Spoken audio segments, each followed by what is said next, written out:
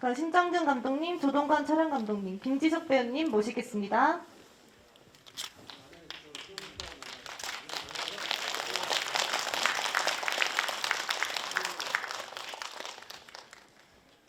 네, 세 분 먼저 자리에서 인사하시겠습니다. 네, 하나, 차렷, 경례. 네, 네, 첫사 부탁드립니다.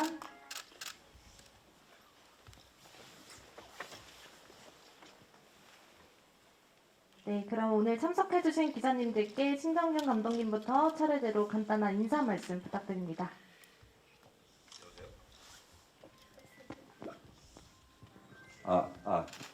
안녕하세요. 저 신상호 감독 장남 신정균입니다.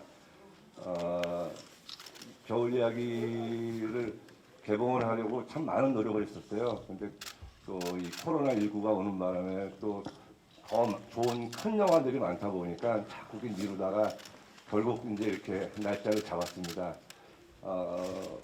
신상호 감독의 유작이기도 하지만 신상호 감독이 만든 작품 중에서 유일하게 개봉을 못했다는 이 오개티 같은 것들이 이제 날짜가 잡히면서 그게 해소되는 것 같아서 제가 너무 기분이 좋습니다. 감사합니다.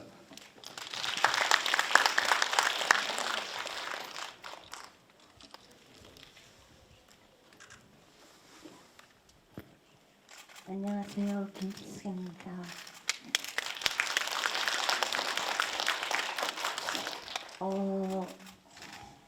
이 영화 이런 자리가 만들어질 줄 전혀 몰랐습니다. 처음에 만들 때 감독님께서 베니스 영화제 칸이요? 칸 영화 제가 벌써 치매인가 봅니다.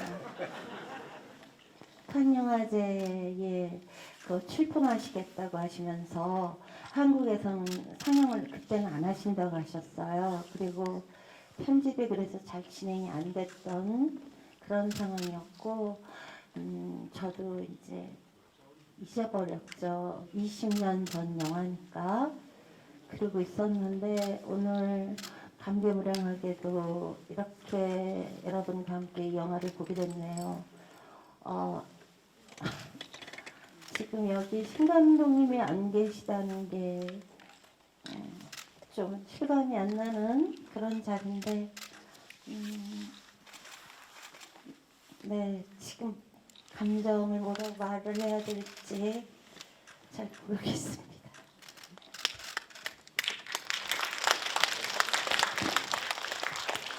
네, 촬영을 맡았던 조동관입니다. 저는 갑자기 눈물이 납니다. 제가 고등학교 다닐 때 신상욱 감독님이 스승이었습니다. 그리고 또 제가 마지막 유작을 하게 돼도 유작이 아닌 줄 알았는데 갑자기 유작이 돼버리는 바람에 제가 감독님의 마지막 작품을 촬영을 했구나라는 굉장히 그때는 돌아가시고 난 다음에 굉장히 가슴이 굉장히 많이 아팠습니다. 저도 아까 김준수 선생님이 말씀하신 것처럼 저도 이제 그 당시에는 칸 영화제 가기가 굉장히 많이 힘들었을 텐데 칸에 간다는 말씀을 하셔서 최선을 다해서 찍어봤습니다. 근데 오늘 다시 보니까 제가 저렇게 잘 찍었구나라는 생각이 들더라고요. 열심히 찍은 흔적이 보여서 너무 고마운 것 같습니다. 감사합니다. 네, 답변 감사합니다. 말씀 주신 것처럼 영화 겨울 이야기가 18년 만에 이제 세상에 공개되게 되었는데요. 오래된 촬영본을 복원하는 과정이 또 쉽지만은 않으셨을 것 같아요. 신정균 감독님께 복원 과정에서 어려우셨던 부분은 없으셨을지 질문드립니다. 어려웠다기보다는요. 일단 이 작품이 여기 우리 촬영 감독님 계시지만 이게 필름으로 찍었습니다. 그러니까 필름으로 찍은 거를 이제 디지털 시대가 돼서 디지털 복원을 해야 되고 DCP 작업을 해야 되고 또 신상욱 감독님이 이제 그 작품을 찍으시고 난 후에 건강이 많이 안 좋아지셨어요. 그래서 편집까지는 다 하시긴 하셨는데 러프한 상태에서 이제 손을 놓게 되셔가지고 저하고 우리 조동관 감독님하고 마지막 다듬는 부분들을 좀 해가지고 이렇게 지금 세상에 나왔는데 전에 나왔던 기사에서 이제 우리가 편집을 했다고 해서 이 작품이 신상옥 감독님 손을 떠나서 우리가 마무리를 한 것 같이는 비춰지지 않길 바랍니다. 왜냐하면 하나에서 열까지 다 신상옥 감독님의 손길이 닿은 것이고 또 여기 계시는 또 김지숙 선배님, 또 신구 선생님, 또 우리 촬영 조동관 감독님, 또 조명 김익준 감독님 해가지고 그분들의 한 땅 한 땅이 다 되어 있는 작품이고 저나 뭐 다른 사람들이 후반 작업에 손댄 거는 그렇게 크게 손댄 게 아니라 좀 부드럽게 좀 더 보여주기 위한 그냥 마무리라고만 생각하시면 될 것 같습니다. 네, 감사합니다. 네, 감사합니다. 또 옆에 계신 김지숙 배우님께서는 현재 중앙대 글로벌 예술학부에서 후배 양성에 힘쓰고 계신데요. 오늘 제자분이 또 함께 자리해 주셨다고 하세요. 과거의 내 모습을 후배님들과 함께 보시게 된 소감이 남다르실 것 같습니다. 여기 중앙대 학생들이 많이 왔는데 제가 수업할 때 굉장히 엄격하게 해요. 그런데 되게 부끄럽네요. 우선 제가 이 영화를 할 때 처음 작품 들어왔을 때 할 생각이 없었어요. 왜냐하면 제가 그때 무대에서 활발히 활동할 때고 굉장히 에너지가 넘치고 감정적으로 많이 고양된 작품들을 하고 있었기 때문에 이 작품의 며느리 역, 그 일상적인 역할을 할 자신이 없었어요. 그래서 고민을 많이 하고 답을 안 드렸었죠. 그때 이제 신성훈 감독님께서 한번 보자고 하셔서 나갔고 그 자리에서 제가 조심스럽게 제가 좀 자신이 없습니다. 이런 일상적인 역할을 해본 적이 없다고 하셨는 말씀을 드렸더니 세 가지로 저를 이렇게 완벽하게 굴복시키셨어요. 첫 번째는 최은희 선생님과 그 감독님께서 제 무대를 보셨다고 했어요. 그 무대를 보시고 이건 김재숙을 시켜야겠다. 두 분이 합의를 보셨다는 말씀을 해주셨고요. 두 번째는 당신께서 정말 하고 싶은 작품이 있었는데 징기스칸의 일대기를 꼭 찍고 싶은데 거기서 그 아내 역할이 굉장히 중요하다. 그 역할을 저를 시키실 거라고 하시면서 이번 겨울 이야기는 워밍업처럼 작업을 하자고 그러시면서 세 번째는 그냥 당신을 믿으면 된다. 그렇게 말씀을 하셔서 그 세 가지 저를 설득하시는 게 큰 울림이 있었어요. 그래서 정말 믿고 아무런 그 마음의 부담 없이 갔는데 촬영하는 동안에도 마찬가지였어요. 제가 좀 완벽주의라서 촬영할 동안 신구 선배님도 그러시고 이제 한번 찍고 나면 다시 찍고 싶어서 이제 모니터링을 한 다음에 한 번 더 찍으면 안 될까요? 그러면 좋다고 지금 이렇게 하는 게 좋다고 조금 모자란 듯이 힘을 빼고 연기하는 게 좋다고 매번 그렇게 말씀을 하셔서 제가 배우하면서 그렇게 현장에서 아무런 긴장감도 없이 그냥 그 신상욱 감독님 뵙는 마음으로 현장에 나간 것도 처음이고 그렇게 편하게 작업한 것도 정말 처음이었던 것 같아요. 그 외에 여러 가지 에피소드가 많은데 시간이 되면 말씀드리고 여기까지 말씀드리겠습니다. 네, 감사합니다. 다음은 조동관 촬영 감독님께 질문 드릴 텐데요. 신상호 감독님과 함께 하시는 현장에서 가장 가까이 계셨던 분이 아니실까라는 생각이 듭니다. 현장에서 가장 기억에 남으셨던 어떤 일화가 있다면 무엇이 있었을까요? 그 마지막 장면인데 독립문 쪽에서 찍고 계실 텐데요. 굉장히 건강하셨습니다. 그래서 저희가 그 장소 이동이 그 독립문 그 고가도로 밑에 이렇게 육교는 굉장히 많이 힘들게 올라가시기 때문에 그냥 질주를 하십니다. 그냥 막 앞으로 질주하실 때 저희보다 걸음이 더 빨랐습니다. 굉장히 건강하시구나. 그래서 굉장히 활발하게 움직이셨고 또 그 장소가 그 눈 오는 장면을 찍었던 장소가 그게 넓지가 않은 장소였습니다. 이게 그때 당시에 그 돈이 좀 넉넉하지 못해서 눈차를 이렇게 많이 움직일 수가 없었어요. 그래가지고 그거를 제가 이제 거기서 배웠던 것이 이제 편집입니다. 그분이 이제 신사업 감독님께서 그 포인트 하나를 이렇게 찾아주십니다. 이렇게.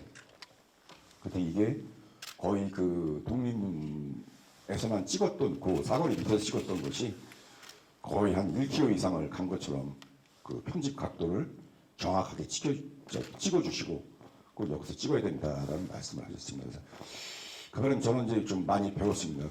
이 작품이 뭐 이렇게 18년 만에 이제 빛을 보지만 그 안에는 그분의 내공이 굉장히 많이 쌓여 있었고 저는 이제 그 쪽에서 배웠던 걸 가지고 제가 이제 감독을 또 하게 됐습니다. 그래서 그 편집에 대한 어떤 방법, 작은 공간에서 어떻게 카메라가 움직여야 되고 어떤 공간 속에 움직여야 된다는 것을 이 겨울 이야기를 통해서 저는 많은 것을 좀 얻었고요. 신 감독님은 굉장히 좀 냉정했습니다. 작품 하실 때 한 사람 한 사람 여기 신구 선생님께서 굉장히 이렇게 많이 이렇게 이렇게 많이 이렇게 뭐라고 표현을 하지만 굉장히 많이 힘들게 그 신사업 감독 말씀을 빨리빨리 이렇게 못 알아들으셨어요. 이만큼 그 모든 스태프들이나 연기자들이 어렵게 이렇게 생각을 하시고 일을 했기 때문에 이런 작품이 나오지 않아 이렇게 생각이 듭니다. 감사합니다. 네, 감사합니다. 옆에 계신 김지숙 배우님께서도 영화 보시면서 신상욱 감독님과 함께했던 그 현장들이 새록새록 떠오르셨을 것 같은데 특별히 기억에 남으셨던 그 현장에서의 상황이나 분위기 같은 것들이 있으셨을까요?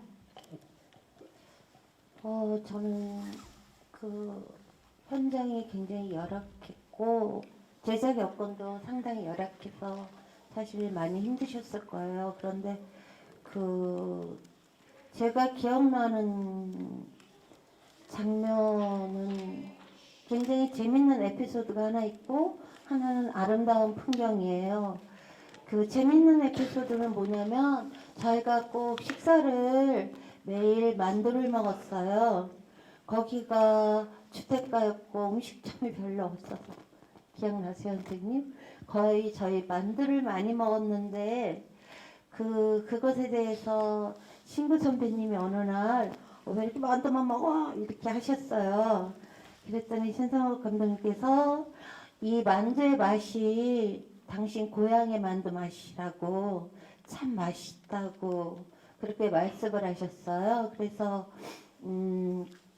아무도 뭐 거기에 댓글을 못하고 계속 만두를 잘 먹었죠. 그래서 거의 만두를 먹다가 한 번은 야식으로 라면을 끓였는데 라면에 또 만두가 들어가 있었어요. 그런데 이제 한 번은 밤 촬영을 했는데 만두는 아니었지만 떡만두, 칼국수 만두, 다양한 만두를 또 먹었어요. 그리고 우리가 별식으로 먹은 게 딱 한 가지가 있는데 여기 장면에도 나와요. 아버님이 그 부엌에서 통닭을 뜯는 장면이 있어요. 그 장면이 NG가 날까봐 다행히 통닭을 여러 마리를 시켜놨어요. 그래서 NG 나면 뜯어놓은 거 치우고 또 배우들이 옆에서 감싸줬다가 또 NG 나면 또 치우고 이래서 그 통닭을 되게 식은 통닭이 맛이 없는데 아주 맛있게 통닭을 특식으로 먹은 기억이 있고요. 그래도 아주 행복했던 그런 현장이었던 게 감독님께서 초지일관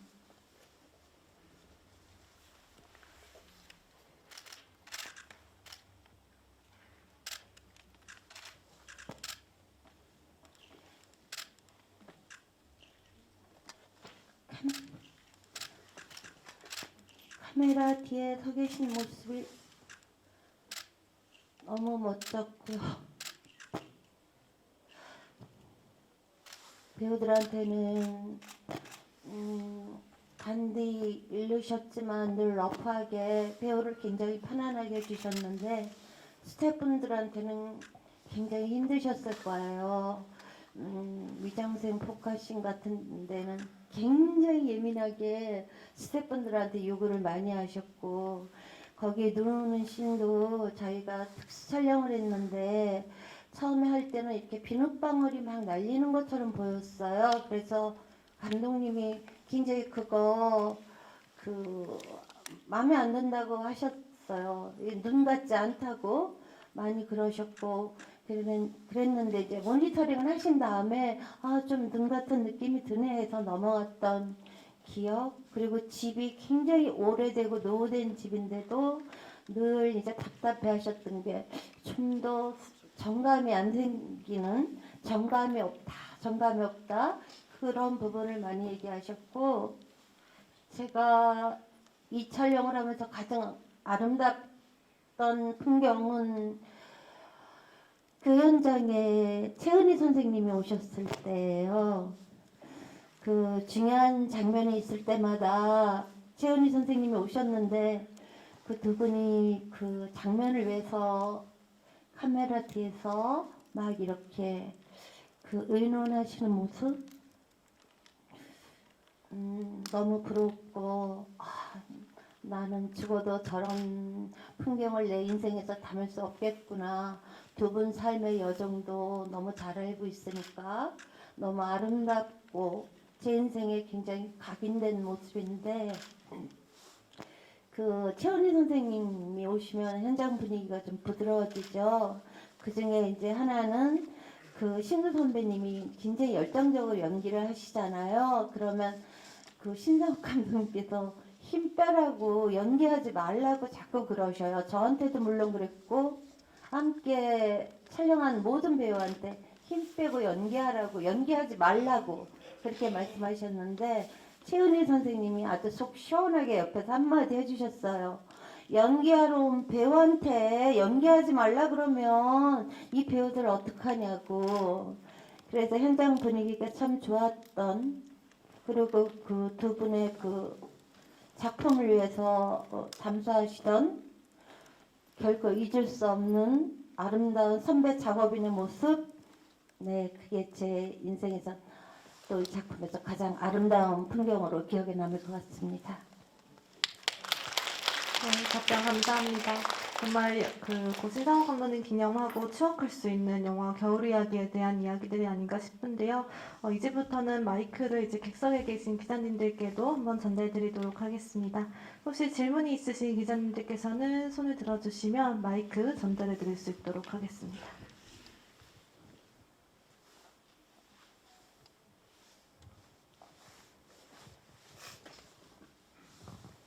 네, 안녕하세요. 저 중앙일보 나은정 기자고요. 저는 감독님께 질문이 있는데 이게 18년 전 영화면은 이제 2004년 정도잖아요. 그래서 당시에는 한국 영화 후배들이 참 많이 이렇게 치고 올라왔던 새로운 감독들이 많이 나타났던 시기인데 혹시 그 시기에 신상호 감독님이나 최은희 여사님께서 어떤 그 시기 우리도 좀 뭔가 더 좋은 영화를 만들어야겠다라든지 이 영화 만드실 때 나누었던 그런 의지 같은 것들 기억나시는 게 있는지 궁금하고요. 아까 거의 이제 원본 그대로를 약간만 손댔다고 하셨는데 조금 그래도 개봉까지 좀 필요했던 그 과정들, 노력들 어떤 것이 있는지 좀 궁금합니다. 네, 우선 신상욱 감독님이 한국에서 탈출하신 후에 한국에서 영화 활동에 대해서 말씀드리면 첫 작품 마유미부터 말씀을 드려야 되는데요.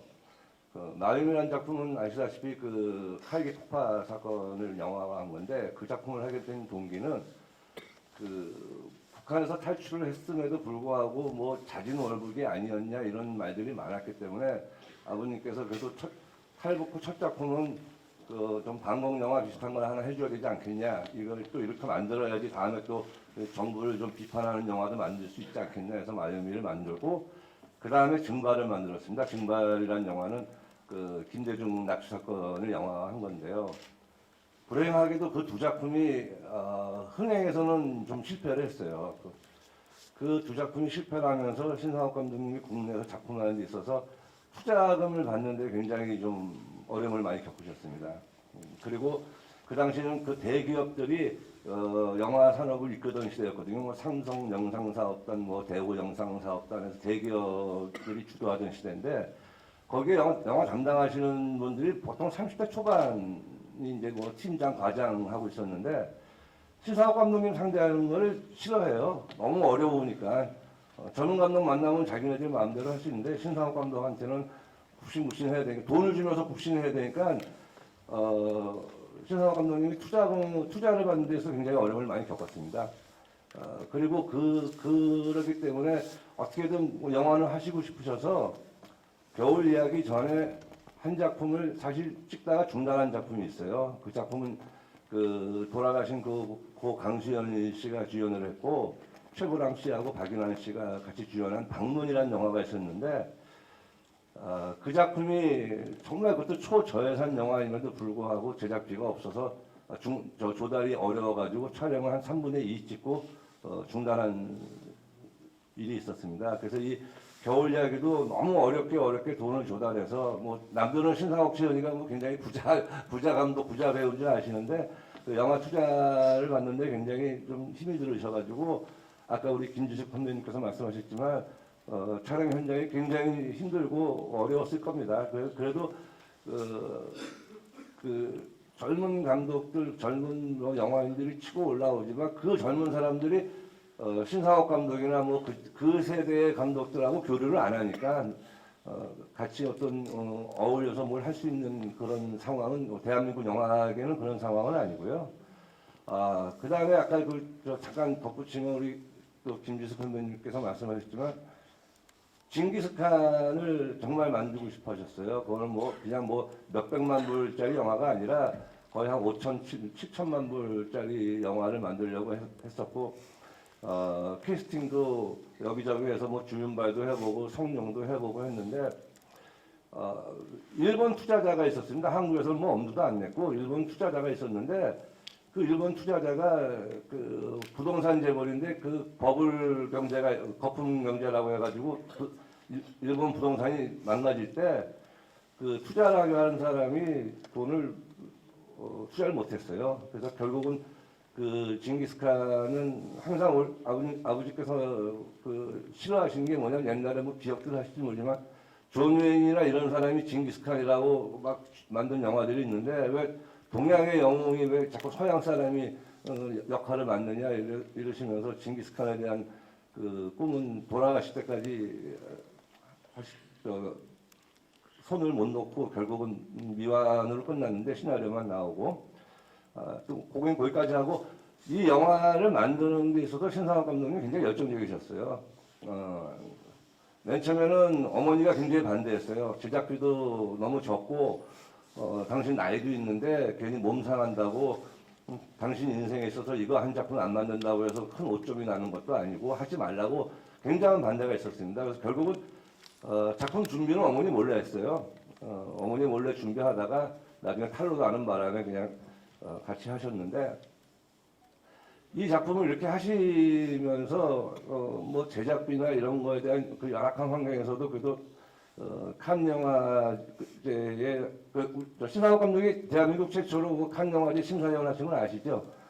그래서 칸 쪽하고의 이 연결이 있어서 이런 주제로 영화를 만들면 되지 않겠냐라는 이제 그 칸 쪽의 그 관계자하고도 얘기가 오고 가고 해가지고 이 일본 원작을 사서 이 작품을 만들었는데 워낙 제작비가 열악하니까 좀 아마 신상옥 감독님이 만든 영화 중에서 제일 제작비는 적었을 거예요. 그래도 워낙 이제 뭐 노하우가 있으신 분이니까 잘 또 그걸 커버하셨지만 근데 그게 이제 18년 전 영화다 보니까 아까 말씀드렸듯이 필름으로 제작을 했고 필름으로 개봉을 준비하던 작품이 이제 아버님 돌아가시고 칸이 무산되고 이러면서 사장돼 있다가 이거를 다시 개봉을 하려고 사실 한 5년 전서부터 준비했습니다. 5년 전서부터 준비하다가 코로나가 또 닥치고 이러는 바람에 자꾸 이제 미뤄져 왔는데 그 조동관 찬용 감독님이랑 뭐 이렇게 해가지고 신상옥 감독님의 손길을 최대한 살리면서 그래도 조금 삐딱거리는 부분이나 이런 부분만 좀 손을 보자 해가지고 아주 정말 조심스럽게 손을 댔습니다. 이게 왜냐하면 이 작품은 신상욱 감독님의 작품이지 뭐 조동관 촬영 감독이나 신정균 감독의 작품은 아니기 때문에 저희의 어떤 연출 의도나 저희의 감정을 철저하게 배제하고 신상욱 감독님이 의도하는 대로 가기 위해서 많은 고심을 했다는 것만 좀 말씀드리겠습니다. 네, 감사합니다. 네, 답변 감사합니다. 다음 질문 있으신 기자님?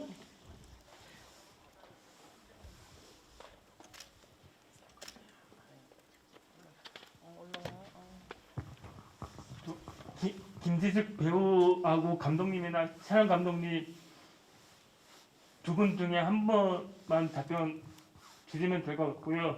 영화 보면서 제가 질문을 두 가지 만들었습니다.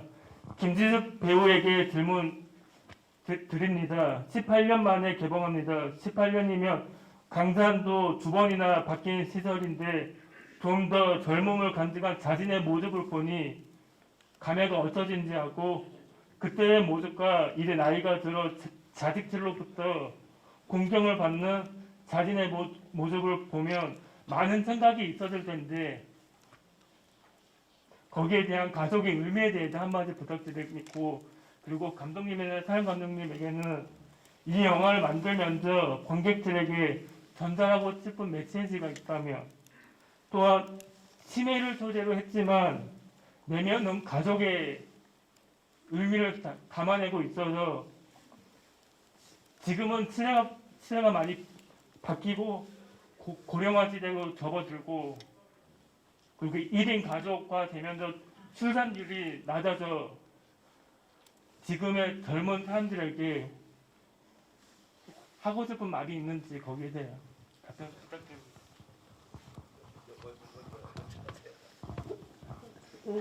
외모 얘기, 미모에 대한 말 질문이신가요? 근데 젊었을 때 18년 전에 제 모습보다 제가 오늘 보면서 너무 놀라운 거는요. 신구 선배님은 18년 전이나 지금이나 왜 다 똑같으시지?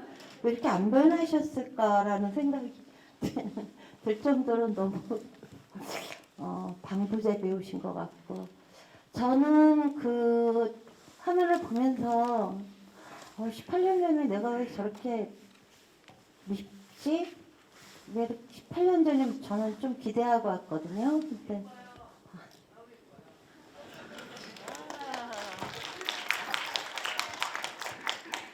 왜냐면 감독님이 화장도 못하게 하시고 제가 좀 이렇게 아이라인 좀 그리면 아이라인 지우라고 뭐 이렇게 좀 얼굴도 좀 작아 보이려고 이렇게 하면 그러지 않아도 이뻐 그러지 않아도 이뻐 연기를 대충해서 다시 찍을까요? 지금 좋아 지금 너무 그러셔서 다 내려놓고 그래 이렇게 얼굴도 넓적하고 뭐 그렇게 나왔는데 열심히 한 건 맞고요. 이쁜 건 지금이 더 예쁜 것 같고요. 예뻐요. 그리고 이제 제가 오늘 이 작품 보면서 마지막에 저도 모르게 눈물이 나왔던 장면이 있는데 역시 가족인 것 같아요. 그 당시에는 치매라는 게 그렇게 우리 사회에 중요한 화두가 아니었기 때문에 정말 뭣도 모르고 막연히 아버님의 병안에 끌려가는 온 가족이 허둥대는 일상을 정말 가감없이 보여준 건데 요즘은 이렇게 핵가족이 된 이후로 저도 지금 혼자 살지만 또 저도 이제 치매에 걸릴 수도 있는 나이에 가까워져서 그런 일이 생기면 과연 우리는 이 문제를 어떻게 해결할 것인가 그런 두려움이 좀 엄습했어요. 가족 물론 지금 여러 가지 사회적인 여러 문제들도 이 핵가족, 가족의 해체로부터 생겨난 문제들이 많다고 생각이 들고 아마 이 영화를 통해서 마지막에 가족이 온갖 희노애락을 갖고 그리고 아버님을 보내드릴 때 그 회원들이 굉장히 저는 제가 이 영화 보면서 울 줄 몰랐는데 그냥 눈물이 나오더라고요. 그래서 가족의 소중함, 이 시대에 우리 가족은 과연 한 곳에 같이 모여서 같은 희노애락을 나누고 이 치매라는 무서운 정말 정체를 알 수 없는 병이 생겼을 때 우리가 과연 이것을 나눠서 보호하고 치료하고 보내드리고 하는 가족이 있을까? 절대 없겠죠. 그런 관점으로 생각한다면 어쩌면 우리 시대의 마지막 이런 가족 영화가 아닐까. 최초로 치매를 다룬 영화이자 가족이 가족을 위해서 희생하고 나누고 아파하고 보내드리는 과정을 치매라는 하나의 매개체를 통해서 보여주는 마지막 영화가 아닐까 싶어서 제가 출연했으면서도 제가 눈물이 좀 감동의 눈물이 좀 나왔습니다. 주변에 많이 좀 알려주시고 함께 공감할 수 있는 자리 만들어 주시면 정말 감사하겠습니다. 잠깐만 한 말씀 질문하고 상관없는데 저는 영화를 보면서 자꾸 감정이 올라오다가도 툭툭 끊기는 게 영화 보신 분들 아세요?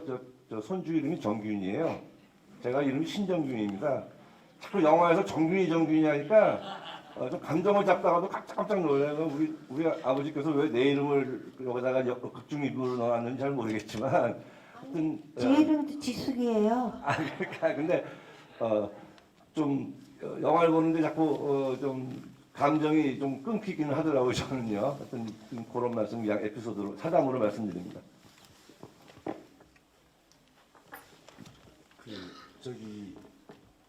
제가 그때 촬영을 하고 있을 때의 나이와 지금 한 18년이 지나고 난 다음에 보니까 그때 촬영했을 때는 그 가족애라든가 이러한 것들이 많이 공감대가 형성이 되지 않았었습니다. 근데 요즘 한 18년이 지나고 난 다음에 또 나이를 먹다 보니까 이제 홀로 살고 있는 분들도 많고 그래서 가족애가 점점 가정에 들어가게 되면 다들 각방을 쓰고 막 이렇게 사는 분들이 많고 또 그렇게 생활들을 하고 있더라고요.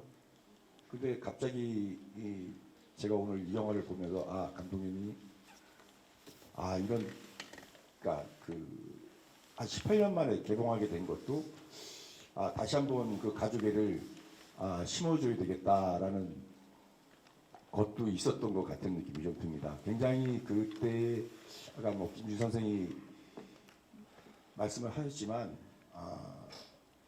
진짜 그때는 그 가족에 대한 것을 굉장히 몰랐습니다. 근데 제가 이제 오늘 천천히 이렇게 보니까 조금 뭉클뭉클한 것들이 있습니다. 약간 좀 감독님에 대한 어떠한 영화는 항상 조금 대사들이 좀 강합니다. 이렇게 어필을 꼭 이렇게 주문을 하시기 때문에 또 특히 그렇기 때문에 또 연기자분들이 조금 더 힘이 많이 들으셨고 또 그때의 여기 지금 핸드헬드가 굉장히 많이 나오는데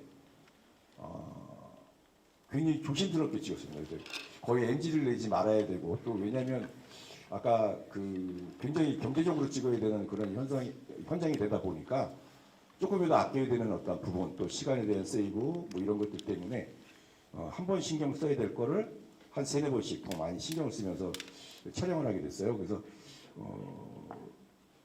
아까 신영윤 감독이 이야기한 것처럼 필름이라는 어떤 그것이 굉장히 고가에 대한 물건이다 보니까 그걸 아껴야 되기 때문에 그래서 최소한도 적게 찍어야 되는 그런 현장이기 때문에 굉장히 고생을 많이 했지만 오늘 같은 자리가 돼서 더 기쁩니다. 네, 답변 감사합니다. 저희 시간 관계상 금일 진행된 기자간담회는 지금 마지막 질문으로 행사 마치도록 하겠고요. 감독님하고 배우분. 네, 김지석 배우님 무대 중앙으로 모시겠습니다. 네, 먼저 정면 봐주시겠습니다.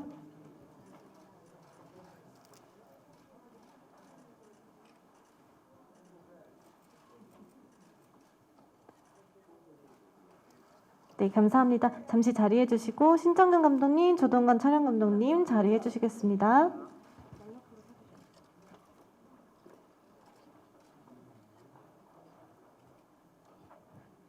네, 정면 보시겠습니다.